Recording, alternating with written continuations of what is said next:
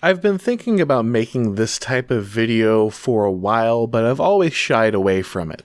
It's always kind of weird to me when I see people online call me a vlogger. Like, I know that's true, but I generally make the focus of my channel talking about political theory, explaining these kind of ideas. I don't tend to think of myself as someone who talks about my life or my experiences, even though I do understand that does eventually have to come through in videos. If you're doing an effective job of explaining things, you're going to incorporate things about your life. Like I said, I've tended to shy away from that type of video, but watching a video from the Distributus this week made me think that, wait, these things are actually pretty important. They are important to make. In his video, the Distributus was giving a lot of very good life advice to young men, and I often forget that while we are all very online, it is important. Like, we are a community of people that need to look out for each other and need to help each other and equip each other with ways to deal with a society that does not do a great job of providing a lot of structure or even a lot of hope for young men. I'm not extremely old, but I'm older than most of the people doing this in kind of our circles, and so I've had some life experiences that can bring a lot of perspective in these areas.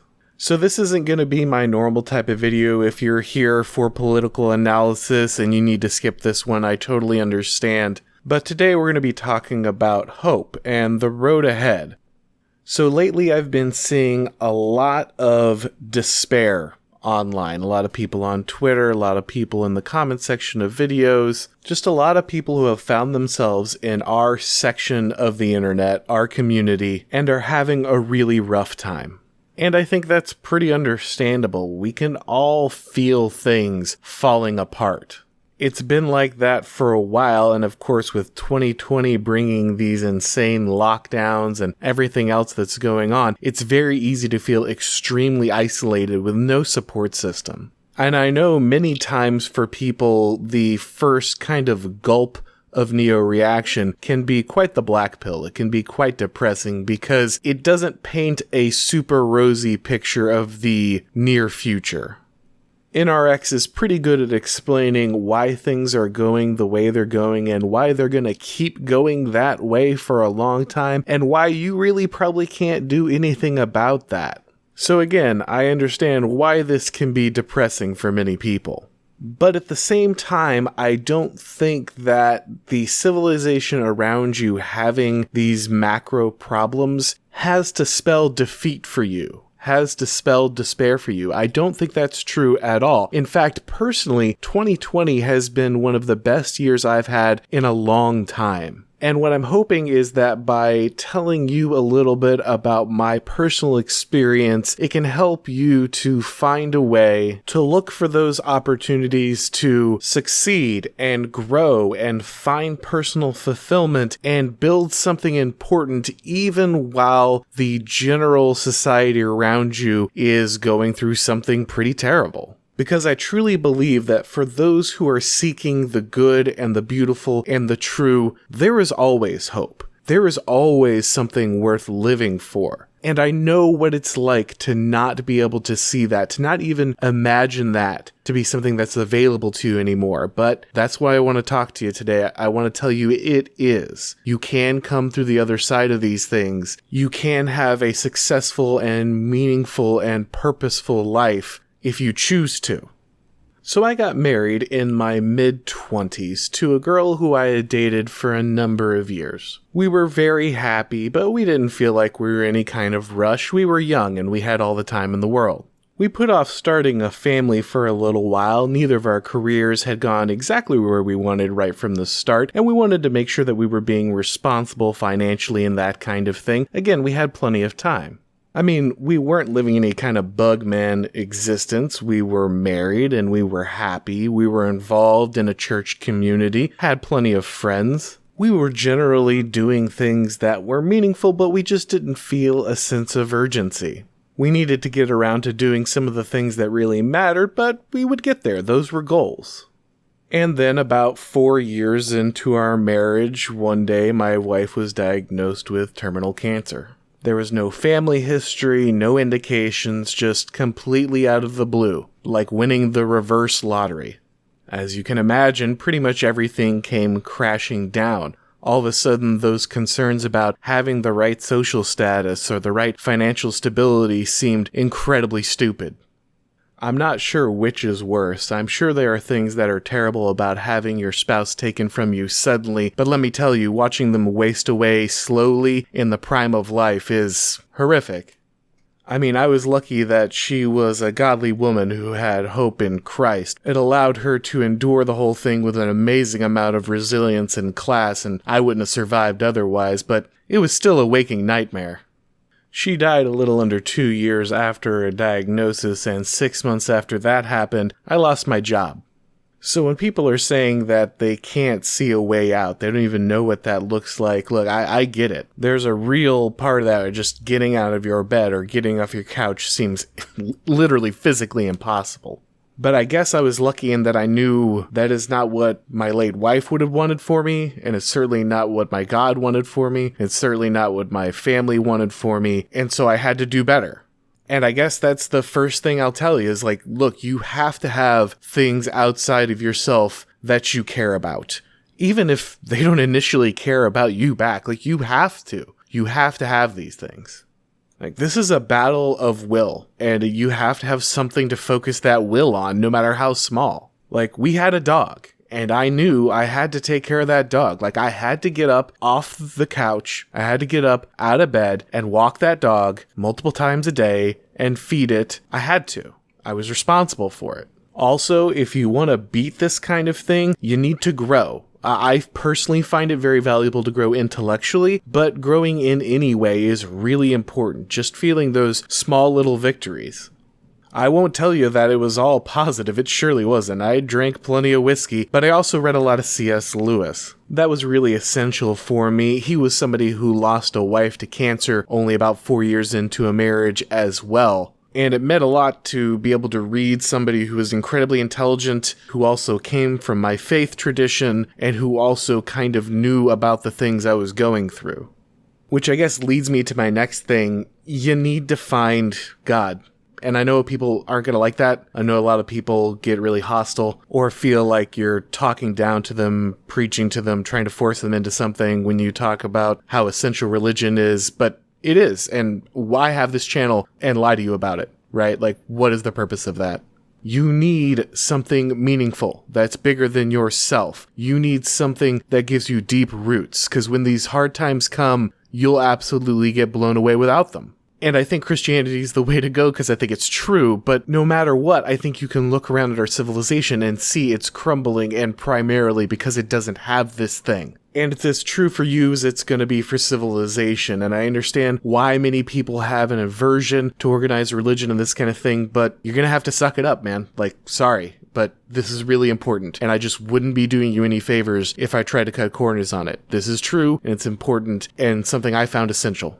The next thing that's really important for kind of building something like this in hard times is friends and community. And I know that can be very difficult in today's day and age, especially when we're in the middle of lockdowns from a pandemic. Again, this is something where deep commitments help a lot. Most of my long-term friends, the ones that were really there for me in these hard times, either came from church or, oddly enough, from closely knit gaming groups, people from my local game store who I had played 40K or Magic the Gathering with for years.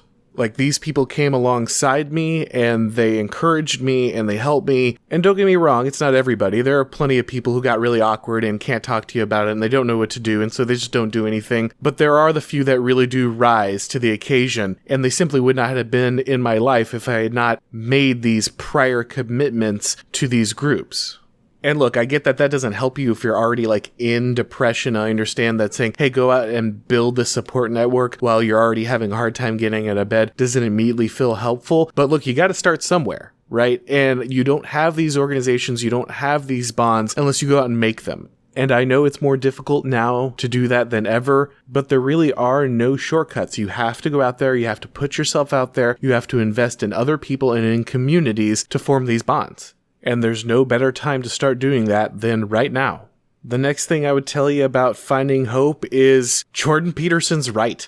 I know he catches a bunch of flack in these communities. I know he doesn't get everything correct. But look, clean up your room, touched a chord for a reason. It is correct. It is the only answer. It is the first step to getting out of this stuff. Starting small. Going out for walks, losing a little bit of weight, taking care of something, it matters. It changes things. It puts you in a different mindset. And most importantly, it opens you up eventually to opportunities. I just started writing about things. I had always cared a lot about politics, and I just had a lot of time on my hands, and so I started using it to write about politics. I handed it to a friend of mine who, again, I had met through Magic the Gathering, who happened to work at a local newspaper. He started editing it so I could put it online, and eventually when the time came for his paper to get someone to cover local politics, he said, "Hey, I know you can write." And slowly over time, these tiny little steps of just forcing myself to do something productive turned into a job in journalism. And gaining a job like that started giving me confidence, started giving me purpose, gave me a reason to get out there, which in turn fed many other positive changes in my life. Now in 2020, I have a more secure job than I've ever had before, making more money than I've ever made before, and I got remarried this year. The lockdowns were awful, but they also gave me a chance to start this channel. That's what I did with my lockdown time.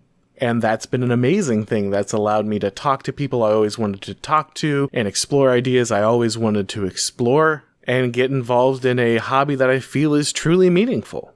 And that's what kind of makes me passionate about talking to people about things that I think truly matter, getting us focused on the things that really make a difference in our lives.